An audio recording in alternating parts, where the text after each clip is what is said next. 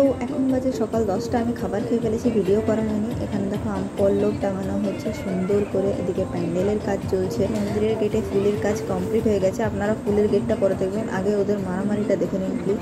এবারে মন্দিরটা দেখো কি সুন্দর একটা ফুলের গেট করা আছে, দুদিকে দুটো সুন্দর সুন্দর ফুলদানি রাখা হয়েছে। আর এই মন্দিরের বারান্দাতে আজকে যতজন মানুষ পুজো দিতে আসে তাদের পুজোর জিনিস এখানে সংগ্রহ করে রাখা হয়। সন্ধ্যাবেলা যখন বাড়ি আনার পর পুজোয় বসে পুরোহিত, তখন তাদের সমস্ত জিনিস পুজো করা হয়। আমাদের বাড়ি মা মনসা নবপত্রিকা আনা হয় পালকিতে করে। আগে মামারা পালকি কাঁধে করে ধরে আনতো, এখন দাদারা আনে।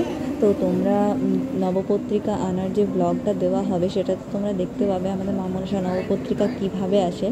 আর এইটা হচ্ছে আমাদের মা মনসার মূর্তি বা প্রতিমা।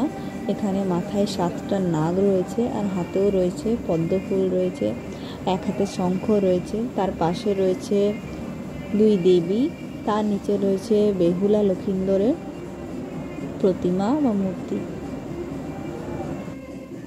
এখানে দিদা মুড়ি ভাজছে, দিদা পুজোর আগের থেকে কন্টিনিউয়াসলি মুড়ি ভেজে চলে। আর এখানে খইগুলোকে রাখা হচ্ছে, কিছু পুজোর কাজে লাগে, কিছু মা মনসা যখন বিদায় হয় তখন কাজে লাগে। আর এখানে খড়িমাটি জল নিয়ে আমি আলপনা দেওয়ার জন্য রেডি হয়ে গেছি, যে আমি মন্দিরে এবার আলপনা দিতে যাব। তোমরা আগের ব্লগে নিশ্চয়ই দেখেছিলে যে খুব বৃষ্টি হচ্ছিল আগের দিন, এত জলকাদা হয়ে গেছিলো, ভাবতে পারিনি আজকে রোদ উঠবে। যেমন রোদ উঠেছে সেরকম আজকে গরম।